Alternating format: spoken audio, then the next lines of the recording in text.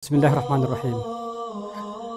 Nabanggit po natin mga minamahal naming taga-subaybay ang kabutihang dinudulot ng La ilaha illallah at meron tayong nabanggit na 14 o di kaya ay 13. So susundan pa rin natin ang kabutihan ng katagang ito sa mga sumusunod na mga salita. Pang 14 na kabutihan ng La ilaha illallah dahil sa katagang ito kung bakit ipinapadala, kung bakit isinugo ang mga sugo at saka ang mga propeta. At dahil din sa katagang ito, kung ba't ipinahayag ang mga aklat na tulad ng Quran at saka ng Zabur at saka ng Taurat at saka ng Injil. Sinabi ng Allah, "Wa ma arsalna min qablika min rasulin illa nuhi ilayhi annahu la ilaha illa ana fa'budun." Ang kahulugan dito ay walang dahilan kung ba't kami nagpadala ng mga sugo na nauna sa iyo, O Muhammad, maliban sa kami ay nagbigay ng kapahayagan sa kanila na ang katotohanan ay La ilaha illallah. Walang Diyos na dapat sambahin maliban sa Kanya, maliban sa akin, sabi ng Allah subhanahu wa ta'ala. Kaya ako ang sambahin, ako lamang.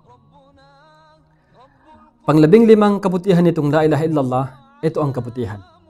Bagkus ito ang pinaka mabuti sa lahat ng kabutihan. Sinabi ni Abu Dhar, ayon sa hadith ng Propeta Muhammad sallallahu alaihi wasallam, sinabi ni Abu Dhar radhiyallahu anhu, "Ya Rasulullah, allimni amalan yuqarribuni minal jannah wa yubaiduni minan nar." Sinabi niya, "O sugo ng Allah, bigyan mo ako ng kaalaman, turuan mo ako ng gawain na magiging dahilan upang ako ay mapalapit sa paraiso at mapalayo mula sa impyerno." Ano ang sabi ng Propeta Muhammad sallallahu alaihi wasallam? Sinabi niya, "Idza amilta sayyi'atan fa'amal hasanatan fa innaha ashru amthaliha." Qala qultu ya Rasulullah, "Amin al-hasanati la ilaha illallah?" Qala, "Hiya afdalul hasanat." Ang hadith na ito ay naisalasa ni Imam Ahmad at saka autentiko na hadith na ito. Sinabi ni Abu Dhar, "O Propeta, turuan mo ako, bigyan mo ako ng kaalaman ng gawain na ako ay mapalapit sa paraiso at mapalayo sa impyerno." Sinabi ng Propeta Muhammad sallallahu alaihi wasallam, kapag gagawa ka ng isang bagay na ito ay kasalanan, susundan mo ito ng gawaing kabutihan. Dahil ito ay matitriple o di kaya ito ay magiging ilan hanggang sa 10 bilang. Yaon ang kabutihan ng paggawa ng kasalanan, pagkaraan nito, gagawa ng kabutihan. Sinabi ni Abu Dhar, "Ya Rasulullah, o sugo ng Allah, kabilang ba sa kabutihan ang pagsasalita ng La ilaha illallah?" Sinabi ng Propeta Muhammad SAW, ito nga ang pinakamainam sa lahat ng mga mabubuti. Ito ang pinakamabuti sa lahat ng mga mabubuti. Kaya ayon sa hadith na ito, ang La ilaha illallah ay mabuti sa lahat ng mga mabuti. Pang 16 na kabutihan ng La ilaha illallah, ito na ang katagang pinakamainam na binibigkas ng lahat ng mga propeta noong unang panahon. Tulad ng nabanggit sa hadith na naisalasa ni Imam Malik sa Muwatta, sinabi niya, "Afdalu ma qultu ana," sinabi ng Propeta Muhammad sallallahu alaihi wasallam, "Afdalu ma qultu ana wan nabiyyuna min qabli, la ilaha illallah wahdahu la syarika lah." Ang pinakamainam na aking binibigkas, pati na ang mga propeta na nauna sa akin, ay ang katagang La ilaha illallah. Pang 17, ang kalimat La ilaha illallah, ang katagang La ilaha illallah, ay ito na ang pinakamabigat sa timbang. Ito ang pinakamabigat sa timbang ng ating gawain kapag ito ay tinitimbang na sa araw ng paghuhukom. Nabanggit sa hadith na sinabi ni Nuh sa kanyang anak, nang siya ay mamatay na, ang kanyang anak, sinabi niya, "Amuruka bila ilaha illallah, fa inna as-samawati as-sab' wal ardina as-sab' law wudi'at fi kiffa wa wudi'at la ilaha illallah fi kiffa rajahat bihinna la ilaha illallah." Ang hadith na ito ay naisalasa ni Imam Ahmad at saka autentikong hadith. Sinabi ni Nuh sa kanyang anak nang ito ay nag-aagaw buhay niya, sinabi niya na inuutusan kita ng katagang la ilaha illallah. Dahil ang katagang ito, kapag ang kalangitan at saka ang kalupaan, ang 7 kalangitan at saka ang 7 kalupaan ay ilalagay sa kabilang timbang at ilagay naman ang la ilaha illallah sa kabilang timbang nito, magwawagi pa rin o di kaya mas mabigat pa rin ang la ilaha illallah kaysa 7 kalangitan at saka 7 kalupaan. Yan ang bigat ng la ilaha illallah. Pang-18, ang la ilaha illallah ay ang pinakamataas ang antas sa ating pananampalataya. Ayon sa hadith, al-imanu bid'un wa sab'una o bid'un wa sittuna syu'bah. Fa afdaluha qawlu la ilaha illallah. Ayon sa hadith, ang pananampalataya ay mayroon itong 70 or mahigit, 70 or mahigit, or di kaya 60 o mahigit na branches, na sanga. Ang pinakamataas dito, ang pinakamataas ang antas, ay ang pagsasabi ng la ilaha illallah. Ang hadith na ito ay naisala sa Imam Bukhari at sa Imam Muslim. Pang-19, ang katagang la ilaha illallah ay ito na ang pinaka mainam kapag ang isang tao ay naalala ng Allah subhanahu wa ta'ala, at saka ito na ang pinakamainam kapag ang isang tao ay ginagawa niya ang tinatawag na dhikr, ang pag-ala-ala sa Allah subhanahu wa ta'ala. At ito ay kahalintulad o di kaya katumbas ng pagpapalaya ng isang alipin. At ito ay magiging daan upang ang tao ay safe siya o di kaya maitatago ang sarili mula sa bulong-bulong ng mga satanas ni Shaitan. Ayon sa hadith, sinabi niya, "Man qala la ilaha illallah wahdahu la sharika lah, lahul mulk wa lahul hamd wa huwa ala kulli shay'in qadir fi yawmin 100 marrah kanat lahu adlu 10 riqab wa kutiba lahu 100 hasanah wa muhiyat anhu 100 sayyi'ah wa kanat lahu hirzan minash shaitan yawmihi wa kanat lahu hirzan minash shaitan yawmihi dhalika hatta yumsi wa lam ya'ti ahadun afdala mimma ja'a bihi illa rajulun amila akthara minhu." Sinabi ng Propeta Muhammad sallallahu alaihi wasallam, sino ang tao magsasabi ng la ilaha illallah, walang Diyos na dapat sambahin maliban sa Allah subhanahu wa ta'ala, siya lamang, wala nang katambal.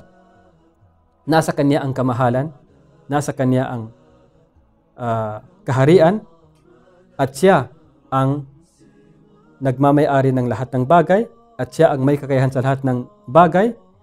Bibigkasin ito sa loob ng isang araw ng 100 beses. Ang katumbas nito ay para siyang nagpapalaya ng 10 alipin. At isusulat sa kanya ang 100 kabutihan at buburahin mula sa kanya ang 100 na kasalanan na kanyang nagawa.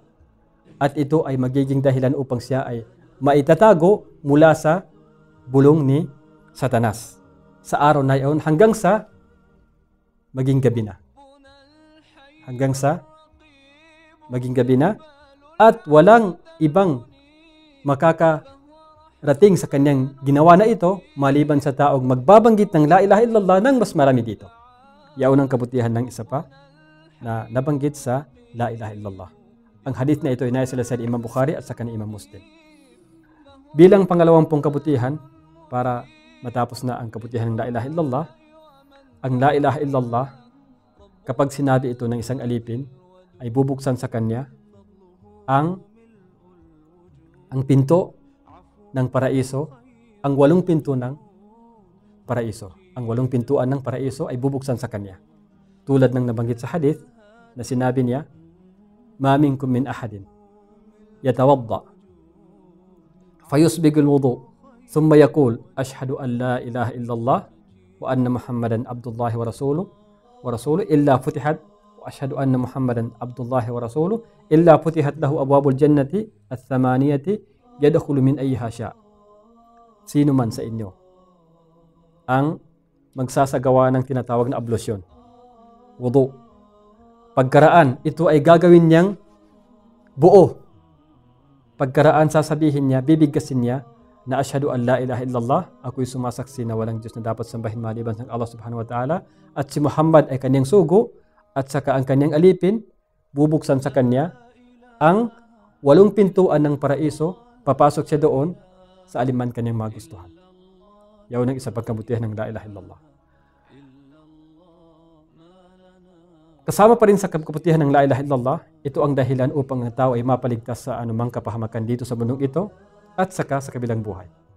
Ayon sa nabanggit sa Quran, sa kwento ni Propeta Yunus alayhi salam, nang siya ay kainin ng isda sa ilalim ng dagat, ano ang kanyang ginawa? Sinabi sa Quran, "Fanada fil dhulumati an la ilaha illa anta subhanaka inni kuntu minadh dhalimin." Siya ay nanawagan sa ilalim ng kadiliman. Kadiliman ng isda dahil kinain siya ng isda at kadiliman ng dagat. Siya ay nanawagan, ano ang kanyang sinabi? An la ilaha illa ant. Walang Diyos na dapat sambahin maliban sa iyo, o Allah subhanahu wa ta'ala. Kaya ang kaluwalhatian ay para sa iyo, ako ay napasama sa mga taong nawalan. Ano ang nangyari pagkaraan nito? Tinanggap, dininig ng Allah subhanahu wa ta'ala ang kanyang panalangin at siya ay napaligtas mula sa ilalim ng isda na kumain sa kanya sa ilalim ng dagat. Kaya ang la ilaha illallah ay isang dahilan upang ang tao ay mapaligtas sa anumang kapahamakan na nangyayari sa kanya dito sa mundo at saka sa kabilang buhay. Kasama pa rin sa kabutihan ng la ilaha illallah, sino man ang taong magkakamit nitong la ilaha illallah ay siya na ang pinaka masaya sa tinatawag na syafa'a, pagiging pamamagit ng Propeta Muhammad SAW sa kanya. Sinabi niya na as'adun nasi bi syafa'ati yawm al-qiyamah man qala la ilaha illallah khalisan min qalbihi. Ang pinaka masaya sa mga taong tatanggap ng aking pamamagitan sa Allah subhanahu wa ta'ala sa araw ng paghukom ay sino ang magsasalita ng la ilaha illallah nang ito'y tapat sa kanyang puso. Kasama pa rin sa kabutihan ng la ilaha illallah, ito ang salitang katarungan. Ayon sa sinabi ng Allah subhanahu wa ta'ala na inna Allah ya'muru bil adli wal ihsan. Katotohanan ng Allah subhanahu wa ta'ala ay nagtatagubilin ng katotohanan at kabutihan. Sinabi ni Ibn Abbas na ang kabutihan dito o di kaya ang katarungan dito ay ang syahadat an la ilaha illallah. Isa pa rin sa kabutihan ng la ilaha illallah, ito ang unang naging panawagan o di kaya ito ang unang naging panawagan ng mga sugo na ipinadala ng Propeta Muhammad SAW. Ayon sa hadith na nabanggit, nang ipinadala ng Propeta Muhammad SAW si Mu'adh doon sa Yaman, sinabi niya na falyakun awwal ma tad'uhum ilayhi syahadat an la ilaha illallah. Nang ipinadala ng Propeta Muhammad SAW si Mu'adh sa Yaman, sinabi niya na maging dapat sa iyo, o Mu'adh, na ang unang maging panawagan mo sa kanila ay ang syahadat an la ilaha illallah. Ang pagsaksi na walang Diyos na dapat sambahin maliban sa ang Allah subhanahu wa ta'ala. Bilang panghuli, isa pa sa kabutihan ng la ilaha illallah, ito ang salita ng Allah subhanahu wa ta'ala. Ang la ilaha illallah ay ang salita ng Allah subhanahu wa ta'ala ayon sa nabanggit sa Quran na sinabi niya, وَجَعَلَ كَلِمَةَ الَّذِينَ كَفَرُوا السُّفْلَى وَكَلِمَةُ اللَّهِ هِيَ الْعُلْيَا.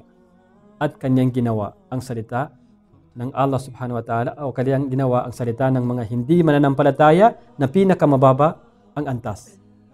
At ang salita ng Allah ang higit na mataas. So makikita natin dito sa aya na ito, ang salita ng Allah ay yaunang la ilaha illallah.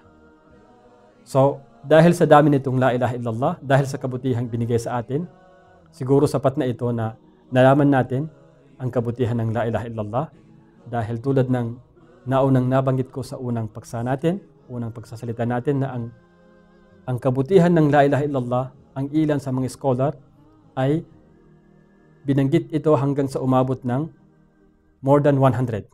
Higit na 100 ang kabutihang binibigay ng la ilaha illallah. So ito ang nabanggit natin. Sana ay nalaman natin ang kabutihan ng la ilaha illallah. Sa susunod na paksa at bilang panghuli na, babanggitin natin ang kondisyon o di kaya ang mga kondisyon ng la ilaha illallah. Maraming salamat po. Ako po ay nagpapasalamat sa inyo. Assalamualaikum warahmatullahi wabarakatuh. illallah, la ilaha illallah, ma lana